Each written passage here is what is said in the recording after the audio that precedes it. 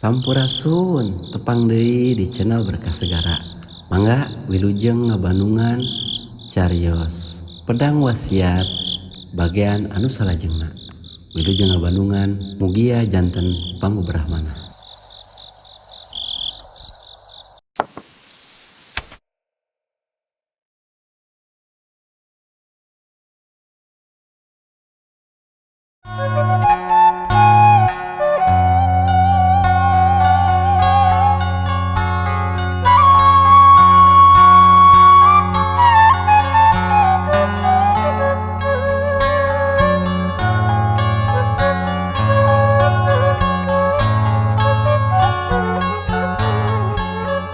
Assalamualaikum warahmatullahi wabarakatuh. Sampurasun wargi-wargi Mang Dedi baraya-baraya ki Sunda di mana bae ayana. Alhamdulillah kiwari Mang Dedi baris maluruh bagian anu ka-37 dina lajenganana carita si Kancil ti Pakidulan. Sakumaha nu kantos di Bandungan di dahan cenah katunda bagian 36na. Padaran Mang Dedi kabagat wanci jina mangsana jang topan harita parantos rengse ngaluat antena pinguremkeun akina teh nya usorangan we sabisa-bisa. Kumaha atuh para pamirsa lajeng naik carita langkung pos mah mangga urang sami-sami Bandungan ku sadaya.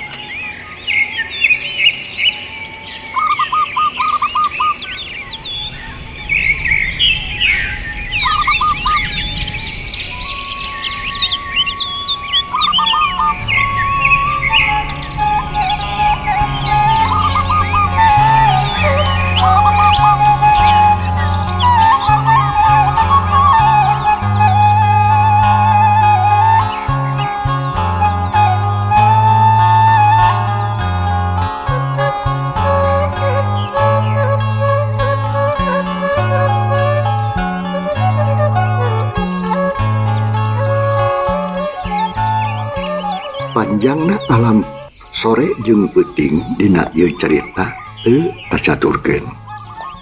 Pokona mah ngurebkeun aki surasa parantos rengse. Urang kocapkeun ayeuna dina mangsa alam isukna. Pasir bentang anu ngajegir katara bengras kasorot ku cahaya mata poe isuk-isuk. Dangdaunan anu basih ku cai remis ting gurilap katojo ku cahaya sang surya anu semu beureum manuk mah manuk menyeret ceting arah celok di sarada sawareh-sawareh mating kalaper jigana bae ngiciskeun jangjang. Ari gunung-gunung atuh ting puyudun keneh disimbutan keneh ku halimun sahang cahaya batara surya can sanggup nyengeraikeun nalangse alam anu ipis. Hawa seger estuding matak sehat kana awak. Kawantu alam di pagunungan anu hawana bersih kaneh. Dina kaayaan alam kitu di jalan terobosan anu barala utangkal eurih jeung manjah. Aya kuda atuh nu geus kolot umurna ngadigleu leumpang ditumpakan ku hiji jajaka anu waweg jeung cangker. Make baju sing sarwahidin. Make iket barang bang semplak nuren bedog mawa buntelan. Saha eta tayalian iwati jang topan. Nu harita manehna geus turun gunung ninggalkeun pasir bentang. Sajang ngajugjug ka Gunung Karang cenah anu pernah na ditatar kulon. Maksudna datang kadinya rek maluruh Pandita Wisesa. Kersa guruna ajengan Nur Palah teh. Jang topan bis gilik pikir bulin patekadan dek nuluykeun ngulik ilmu panemu nambahan ruang jeung pangalaman dek ngajugjug ka guru anu linuhung neangan pandita anu jembar. Rongheap atukah mumunggang sagemelengna kasorot ku cahaya mata poe haneut seger karasana. Reng eta kuda anu kolot teh eureun jang topan jerut turun tia tonggong kuda terus neuteup ka tukang nyatana kalengkob anu cikeneh kaliwatan bre atuh lapat-lapat di kajauhan pasir bentangan cegak kawas anu sungkan panggang Tutuhan dang-daunan pating arulang gugupai Kajang Topan kawas nang nyaram incah. Pileleyan Pasir Bentang, muga-muga tetap ngajaga aki aing pek. Tungguan aki Surasa anu geus tetep renggenak tumetep di alam kalanggengan. Cek gerantos ning hate Jang Topan, panon seukut melong ka Pasir Bentang. Kumanehna katenjuk rung gunungna tangkal ki hujan, anu niungan kuburan aki Surasa. Ari kuda kawas nu ngarti dibere eureun teh teu dimonyah-monyah. Teu pungku, tapi terus manehna nyatuan muni ponyokna kerangan. Lantaran geus nyaho, yen manehna kudu leumpang jauh nganterkeun dunungan ka tatar kulon. Sanggeus seueuh atuh nyatuanana terus ngadeukeutan ka Jang Topan. Nangtung gigireunana miluna teh ka Pasir Bentang. Kawas nu ngaresi pisan eta kuda teh. Nah, kamalenaan kamalana ngamalenaan teuing eureun teh. Yuk urang lempang deui. Sama me anjog ka Gunung Karang aing teh hayang jarah heula tah ka kuburan bapa jeung emak. Hayu. Cek Jang Topan ngahayukeun ka kuda kaos ka jelema we bari jeung kalacap. Mancat deui kana tonggong kuda. Teh kudu dicepret ata dieu. Haskeun, teh kudu dikenya deui. Kuda teges ngarti terus lempang ngalaunan we. Tapi pasti tarusuh tapi geus tangtu. Kawan tu geus boga pangalaman. Geus nyaho deui kana kahayang nu jadi dunungan. Tebat lampahna Jang Topan. Turun gunung unggah gunung nyorang Tegal jeung Sampalan. Sakapeung kapaksa meuntas ngaraas wahalungan atawa mipir-mipir pasir anu lungkawing, ngambah lebak anu barala nyorang pareang anu lewang. Tapi akhirna jauh hante burung cunduk anggang hante burung datang. Nincak mangsa wanci asar Jang Topan jog anjog ka kontrak ente. Nubah heulana di kawasa ku Raden Wargana jenatna Bapa Jang Topan teh. Jerut harita Jang Topan turun hareupeun hiji imah. Anu anger we cara baheula iwa ti tetangkalan anu aya di sabeudeurning eta imah jadi robah. Ayeuna mah jararangkung gede atuh nguyupuh. Jang Topan harita uluk salam. Anak torojo teh hiji laki geus kolot. Kumisna rogo pakeana kucal. Seleuneu nyampurkeun ka Jang Topan. Bade aya dikeureuseun naon Aden? Nyebut nage Aden ka Jang Topan teh. Padahal lamun seuk nilik kana pakaian mah kalotor becepo kawan tutas lumampah nu jauh nyorang piluweungan. Bade tumaros mamang. Dupi kuburan anu pangceketna di dieu di mana? Sareng ka mana jalana? Cek Jang Topan beri mangut tandaning hormat ka si Mamang. Oh, bade ka astana, bade ka kuburan, bade jarah kitu Aden atuh napi bade naon ieu? Sumuhun Mamang. Bade jarah ka makam pun biang kalipun Bapa. Uluh. Tuh, kapalih ditu Aden teras we mapae lulurung. Engke teh aya jalan rada ageum. Teras we mapae engke ka penak gerak. Cek si Imang bari jeung tanjak tunjuk nuduhkeun kalawan Daria. Atuh Jang Topan bungaheun terus amitan teu poho nganuhunkeun. Celak atuh unggah di kelatonggong kudana terus kencis ini ngajugjug ka kuburan. Deuk jarah ka kuburan indung jeung bapana. Ari si Emang anu ditanya teh colohok we bari jeung neuteup kanu indit. Bari jeung mikir saha-sahana dapuh teu apaleun ka Jang Topan mah. Tapi lila-kulila mah leos we indit manehna teu mikirkeun deui Jang Topan. Sedangkeun harita kuda anu ditumpakan ku Jang Topan leumpangna ngalaunan we. Paureun meureunnan sabab jalan rumpil jeung mudun. Jang Topan anjeun na tonggongna. Hatena mah geus teu sabar hayang geragok-geragok ka kuburan indung bapana. Najan heueuh can kungsi nyaho oge teuing mana-manana Tapi baheula ku Aki Surasa kungsi di bejaan lebah-lebahna. Baranggok atuh kanu ditujunya we aya kuburan. Ngan teu pati loba kuburanna teh. Jigana bae nu dikubur di dinya mah ukur hiji-hijieun we kawantu jauh ka lembur anu gede. Jerut Jang Topan turun tina kuda.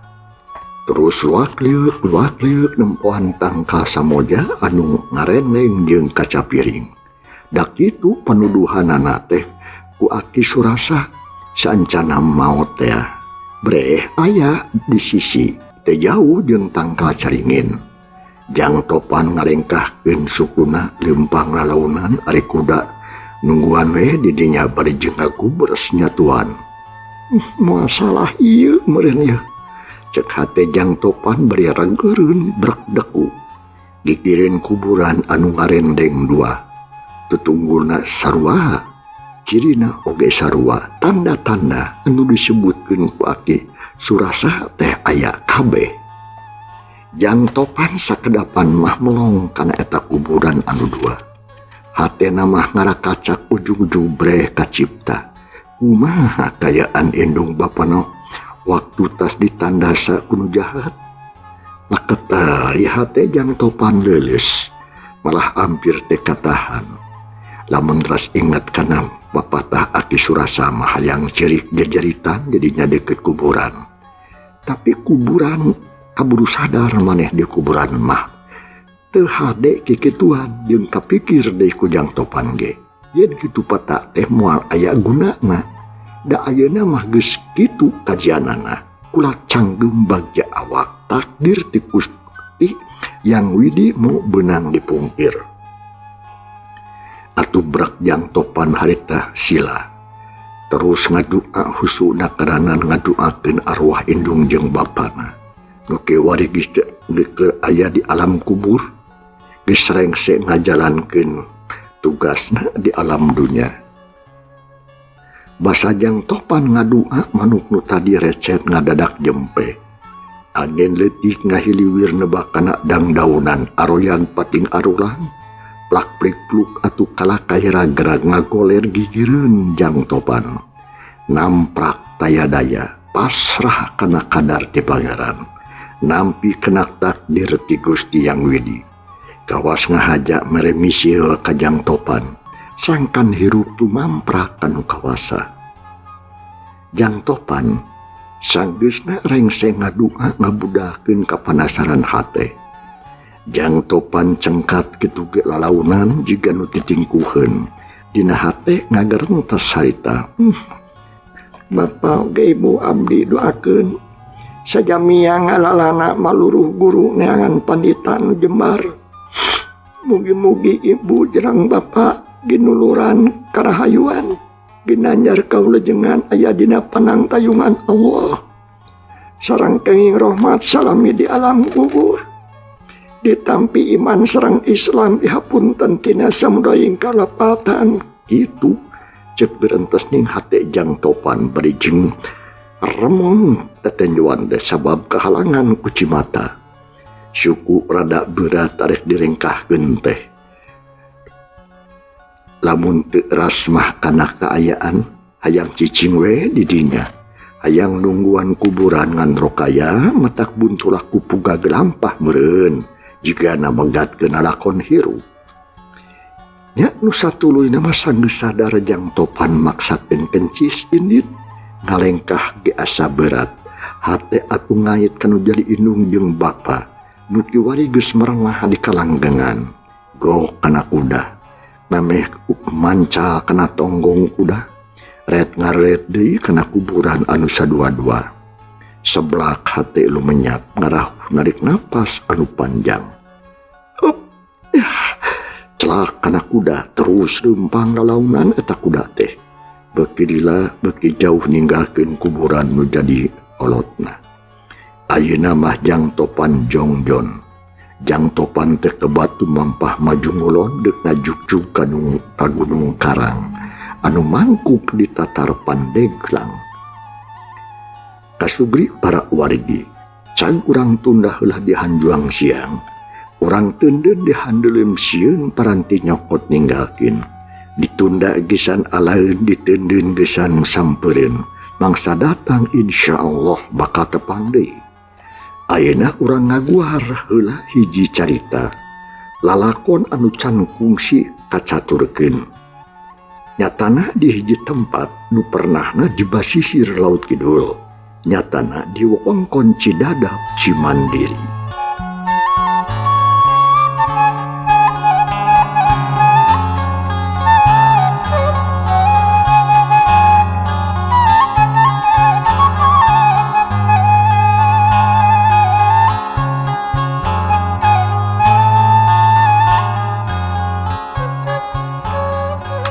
Kocapkeun kaum dangu di hiji kampung nu teu jauh ti wahangan Cimandiri. Aya hiji mojang geulis tapi barangasan. Da eta we para pamuda ge sieunun. Raja Jaka taya nu wani ngaganggu lantaran eta mojang teh sikepna kasar. Geulis mah ngan galakna bea karep jeung teu boga rasa kamanusiaan deui. Atuh najan heueuh geulis campredik oge eueuh nu resepeun. Malahan mah kalah sarieunun para pemuda teh. Kolotna atuh ngarasa sedih jeung nalangsa. Asa gagal boga anak teh. 3 detik diapik-apik dinangna neng kawas nanggeui endog beubereumna. Tapi nah ari geus gede geus baleg begitu jadina. Ya ocap ning ieu carita dina hiji poe. Eta mojang anu boga ngaran Mayang Setra. Anakna tukang ngalak lauk alias pamayang. Ngan aneh eta budak teh mah jual beda ti batur. Taresepeun ka laut, taresepeun ngalalauk, karesepna teh mileuweungan. Nya dina hiji poe ditanya ku kolotna. Nyai, Mayang Setra. Abdi. Bapak teh geus lila. Detenan laku lampah maneh. Nah, asa temerenah teuing. Aku mah kitu. Lain mah kitu. Kumaha ari rasaan maneh, Mayang? Kitu cek eta kolotna. Nanya ka Nyi Mayang. Anu harita umurna kira-kira 16 tahun. Bapak, nama nanya kitu? Cek Nyi Mayang malik nanya judesna bea karep. Piraku ku maneh teu karasa. Tuh tenyo babaturan maneh rata-rata sok rajin ngabantu ka kolot, anu ngarumat jala, anu ngumah lauk, atawa naon we sagawe-gawe, da urang mah jalma miskin atuh Mayang. Teu boga nanaonna. Meneh teu daek pisan ngabantu kolot, praku sorangan kumaha atuh saja batik kitu ku bapak katiten maneh teh mahiwa beda ti batur. Nah kumaha kitu? Linu hak kitu barangasan maneh mah galak jeung teu boga sopan santun deui. Padahal cek pararasaan bapak teh kurang kumaha ngawarah maneh teh cik hayang kumaha maneh teh atuh. Nyi Mayang ngadenge kitu omongan ti bapana teh nembalan ayeuna mah. Kelakah ngahuhulang we kawas aya nu dipikiran. Ari indungna nyampeurkeun gek diu ti gireunana. Tapi teu milu ngomong. Ukur kitu we cari nakdak bangun anu kacida sedihna. So, cik bapa benta jawaban. Nah kumaha kahayang maneh teh atuh? Bapak. Nah, rasaan ku di mah sarua we jeung batur atuh. Ai sarua mah cuma gede geureuh-geureuh nya sarua ai rupa jeung tangtungan mah, tapi kalakuan maneh beda jeung batur. Malah loba bejana di warung, di jalan, di pasampangan geus jadi sabeuwir hiji. Naon kitu? Iking heula sia tong lawan ka kolot. Majarkeun teh maneh mah pikasieunun. Geulis teu nyari. Ya eta tuh judes, galak, ketus. Jeung pikasieunun we tuh. Pancen nya kana hati jadi kolot ge. Bapak nu nyeri hatena mah nalangsa euy. Madenge kekecapan bapana kitu Nyi Mayang harita. Ngahulang deui. Hese pugu oge. Da ditanya kitu teh atuh lain sakali dua kali, tapi geus mineng pisan. Disedak-sedak ku bapana kalakah ngacengkat indit. Gebrung nutupkeun panto kamar jablogeun teh satarikna. Cetrek menci maneh di jero. Sasoranganan we teu bijil-bijil. Atuh dumasar kana eta puguh we indung bapana teh mending haruleng. Lantaran geus taak, geus teu kuat mikiran sifat nu jadi anak. Bet mah hiwal beda ti batur. Sasama nama geus aya anu rumah tangga, geus aya nu boga anak. Nah, ari nyimayang kelakah mata sedih jeung nalangsa. Dumasar kana haeta pok atuh si bapana harita ngareret ka bojona bari pok ngomong, "Yai mah, kumaha dari geus kieu euy? Kumaha ngungkulanana mikeun jadi anak aing mah duh. Geus lieur era di ku batur." "Bapak, budak teh jiga aya nu nyanding kana dirina." "Maksud?" "Heuh, jiga aya nu numpang kana raga badagna. Piraku are sawajar nama sagelona ge atuh anak urang, piraku nepikeun ka kitu." Nah, ai maneh kumaha tuh? "Kumaha lamun urang nanya ka kolot anu ngarti?" "Maksud?" "Nya maksud teh bisi nyai teh aya nu nyandingan." "Naon heug?" Cek maneh tadi keun sok satuju dah. Pokona mah jalanna kumaha gawe. Nu palenting anu penting mah anak urang kudu robah. Tangtungan awewe rupa mah cencek batur ge alus tapi edas ku judes jeung ulah anggar we kitu lah ngarakeun ka aing euy. Nya gancangna ieu carita. Eta dua kolot teh nepungan kokolot lembur anu bisa jeung ngarti kana hal nu aneh-aneh. Barang diteang-teang ku hiji kolot majarkeun teh cenah nyimayang aya anu nyicingan.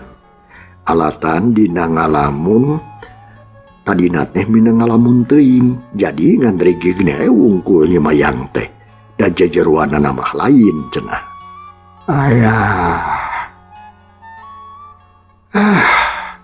Biasa atuh nyicingan pun anak teh Abah. Cek bapana nyimayang bangun kaget. Pok atuh si Abah harita. "Gaduh deui gaduh. Abah ge teh kok datun nembongan. Nyancek perasaan Abah. Yasan budak teh aya nu mangandih hartina, aya nu ngancik dina guarda rebana, aya numpang dina ragana. Itu Bapak." Cek si Abah bari jeung neuteup ka bapana nyimayang. "Aduh, kumaha atuh nulunganana Abah? Piraku rek tega ka anak kuring. Keun bae urang akalan ku Abahnya." Cek si Abah anu dipuntangan tulung ku bapana nyimayang. Nya harita kene si Abah teh metakeun akal tarekah. Mimitina deur ngajampean cai atah dina gentong. Terus ngalakembang 7 rupa wur-wur. Diawurkeun kana gentong. Kerenyem dijampean deui husuk na karangan. Sanggeus kitu eta cai sina dibandikeun ka nyimayang cenah. Malah lamun bisa masina ka inung. Atuh naon rupa tarekah ti si Abah nu kadua. Kudu hajat cenah nyieun sasajen sapuratina. Geus didoaan kabeh diawurkeun ka wahangan Cimaniri. Kitu tarekahna ta si Abah. Eta kabeh dijalankeun ku bapana nyimayang. Tapi edas didagoan menang saminggu. Pisan tapak-tapakna. Nyimayang teh anger we kitu kalakuanana teh. Atuh puguh we. Indung bapana nyimayang batina langsa sedih jeung beak pangharapan. Tapi parandene kitu. Kolotna terus-terusan metakeun akal tarekah rupa-rupa tata jeung cara digunakeun. Sakabeh papatah dijalankeun. Tetep hayang nulungan nu jadi anak. Hayang waras waliu cara biasa. Hayang parok jeung batur ulah mah hiwal teuing cenah. Nya alhamdulillah aya berkah. Heuleut sabulan ti harita. Nyimayang teh daek ngomong ka kolotna. Harita teh mangsa alam pasosore keur meujeuhna rineh. Daya gawe malahan mah tas dalahar harita teh pok anakna harita. Ma, bapak, kuring teh aya kahayang, geus lila dikemu weh, ngan teu wani empok. Da ayeuna rek dibejakeun ka emak jeung bapak. Itu bubuka omonganana teh tuning langsung ngomong sorangan. Atuh pugu kolotna bungaheun pisan lantaran eta nu dipikahayang.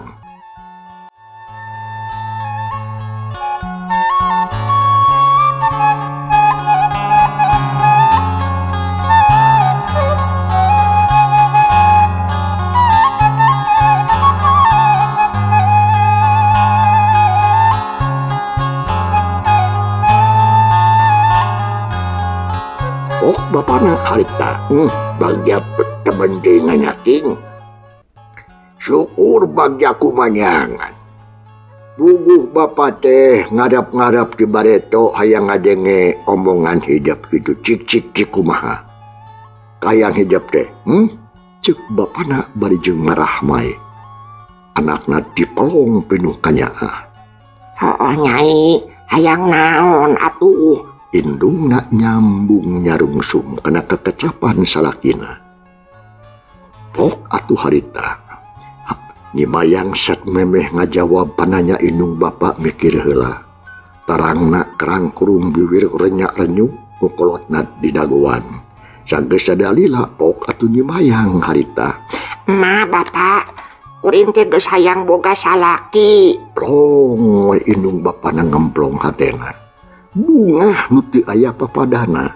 Anak itu mah anakna teh waras keneh meureunnan. Da kahayangna parok jeung batur parok jeung anu sejen. Tapi aya keneh kapadasaran. Nah saha lalakina lebih kahayang pok bapana harita. Halus pisan kahayang teh geulis. Cik hayang ka saha? Hayang ka hiji pamuda anu gagah, anu ganteng, nu kasep, ganan, gagah sakti mandraguna, geus 3 kali tepung jeung kuring teh. Ngan encan waksa anu nya-nya. Kumaha kahayangna dengan ukur ngalelewaan we hungkul. Cek nyimayang. Wani bruk-bruk ka kolot. Iya. Bagja temen syukur atuh manggih pamuda gagah sakti bari jeung ganteng kasep mah euy. Komo lamun beunghar diongkoh loba duitna jeh. Bapak teh rek menca parahu nu badag lah. Paranti ngalalauk di laut. Saha ngaranna nyai? Jeung urang mana deui? Bapana bunga meni geus teu sabar. Hooh nyanyi geulis anaking anak emak. Urang mana teteh? Indungna oge meningat cesek ka Nyimayang. Aku nama jajan. Iya lah pokoknya nama saatnya. Jayaan tea cenama. Ya, Sa Jayaan tea jenengan teh calika di Gunung Jayanti. mana Nyimayang setra. Ceriuk-riuk ngomong teh. Kepung atuh indung bapana ngarenjag leuwas teh papadana. Lantaran naon? Lantaran di Gunung Jayanti mah eueuh lemur. Aya oge leuweung geledegan anu dieusian ku rupa-rupaning sato leuweung anu garala. Panonoban siluan silemin, jin genderewo jeung sabangsana. Atuh sajong-jongan mah indung bapana Nyimayang teh harita ngaharuleng. Panon molohok kosong sungut calangap teu soraan. Ari ti koro asa garingeun, uteuk jadi panas. Matak bingung mikiradana. Tapi lila-kulila mah pok bapana harita tumanya deui. Tete lah nyai geulis ya. Duh. Ieu kadinya budak ieu teh. Hanya saing atoh. Geulis nya teu ngalinur hidup teh. Henteu bapak kuring mah eling. Datang ngimpi teu ngalinur sarege henteu. Tapi naon bapak? Teh heula tong malegting atuh. Tapi naha ngomong teh kawas adu ngimpi. Nah kumaha kitu? Ish, lain kumaha kitu di mana aya jajakan nu ngaran Jayaan teh? Jeung lemur naon aya di Gunung Jayanti teh? Eta mah leuweung nyai lain lemur eueuh aya lamaan. Teuing jaga mah daya nama tu teu aya saurang-urang acan. Leuweung da teh leuweung hideung leuweung ganggong si magonggong. Ih, pikasieuna nyai ceuk bapana beri ngabidi-giding sarta papeta. Ih, ai bapa. Pugu kuring anu geus tepung teh. Jeung saha? Jeung Jayaan teh. Tah, anu ngaran Jayaan teh kasep bapa ngalemparin koneng. Jangkung leutik tapi ngeusi tanding satria ti Badukara. Macak deuleueun bapa. Keletna, imutna, kiceupna, renghapna, sorana, eta kumisna bapa tanu penting mah. Aduh, abdi mah Nyai tong dituluykeun. Heeh nyai, istighfar ngulan mah. Ceuk indungna deui bari jeung cari nakdak. Teu was ngadenge omon anakna kitu teh. Da teu parok jeung batur atuh beder bika hayang pamuda anu ngaran Jayaan teh teu puguh urusanana. Kuring mah eling mak bapa. Ceuk anakna deui bari jeung juta jete nya atuh sajongjongan mah jarempe. Indung jeung bapana pating haruleng. Ari anakna mah anger we cara tadi. Lila-kulila bapana raas inget atuh kasih abah anu kungsi ngubaran anakna teh. Kalawan terloba pikir kencis we ini dek nepungan kasih abah cenah. Barang datang gok tepung. Si abah langsung tumanya. Atuh barabat. Bapana nyimayang ngabuih ngomong-ngomongkeun pamenta nu jadi anak. Dipungkas ku tumanya. Yah, gitu abah. Kahayangna pun anak teh. Cik abilah wartosana. Saha ari Jayaan teh. Yang dia turunan gimana eta? Asa dina wayang golek. Jayaan teh mana di mana nu ngageugeus Gunung Jayanti atawa di mana? Heula. Nah, mahya wahiwa teuing kayang budak teh. Nya ite bang, mahiwa pun anak teh lah. Geus buah-buah aya anu surup sumanding eta budak. Aya setan siluman anu marakayangan anu ngaganggu kana jiwana budak anjeun. Palang siang ieu. Ceuk eta si abah tekebat ngomong nama. Ngan jelas terus ye digandung ka hariwang anu pohara. Atuh bapana nyimayang meuni ketek cungcurunganana.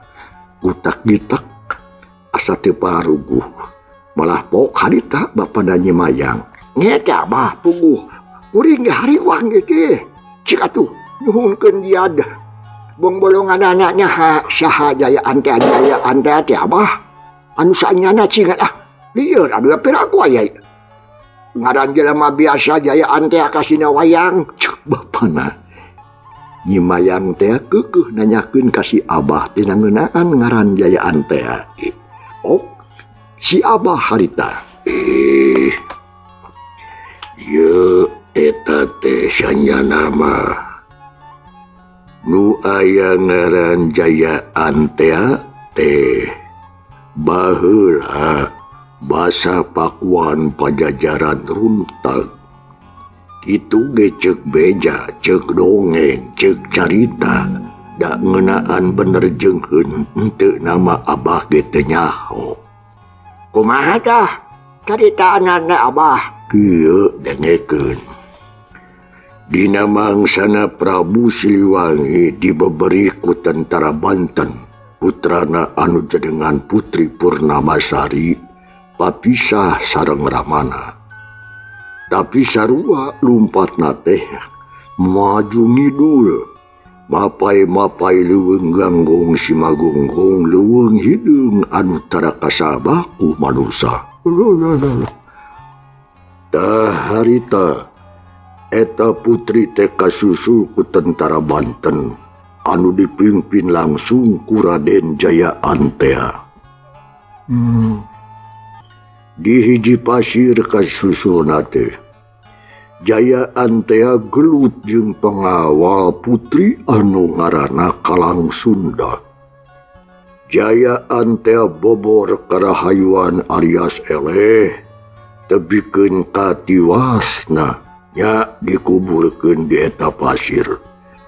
tah ti harita eta pasir dingaranan Pasir Jayanti atau Gunung Jayanti. Cek si Abah bari jeung neuteuk ka bapana Nyi Mayang. Atuh pok bapana Nyi Mayang harita. Oh gitu. Punten atuh naon maksudna maksud teh naon sababna ayeuna make kanyahoan ku anak kuring. Jadi kuring teh lieur ya Abah. Nyaduka teh teuing. Da Abah ge atuh teu nyaho. Ngan ceuk sakaol keneh ieu mah. Ceuk beja dina ujaring carita. Samemeh jayaan teh gugur. Manehna kungsi mikahayang ka Putri Purnamasari. Maksudna arek ditalukeun rek dikawin. Ngan teu laksana. Ari sabab kaburu maot ku kalang Sunda. Jika na bae panasaran meureun duriatna kabawa maot. Itu tah, Bapak.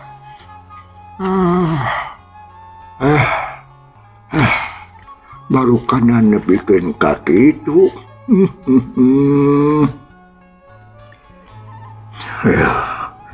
Ngeuna make ngagoda ka anak kuring atuh ya Abah. Waluara Abah ge teu nyaho. Ngan ceuk kira-kira mah kieu. Ulantaran urang teh turunan Putri Purnamasari alias Nyi Ratu Puun. Nu ngageugeuh Cidadap bisa bae rohna jayaan teh panasaraneun keneh. Hayang ngalaksana katurunan Putri Purnamasari. Atawa hayang Malaspati hayang malikeun ka nyeri hate ku cara kieu. Cek si Abah babara ganjangan babaredogan. Dan ngeunaan bener jeung henteu nama. Duka teh teuing teu kanyahoan. Aduh, nah nya urang teh turunan Putri Purnamasari kitu. Bapak Nyi Mayang harita. Atuh harita si Abah nepikeun ka colohong. Ari maneh soma. Apan ceuk Abah ge eta mah dongeng. Ngeunaan bener jeung henteu nama. Duka teh teuing. Ulah mah teu ngajamin. Cek si Abah harita. Bari jeung neuteuk pana waktu cukup mangsanya kapan. Cara para pemirsa, ieu carita urang tunda heula. Kumaha atuh lajenganna insyaallah mangga dibeureus neruskeun di carita dina bagian anu ka-38. Hatur nuhun ulujeng kantun. Wassalamualaikum warahmatullahi wabarakatuh.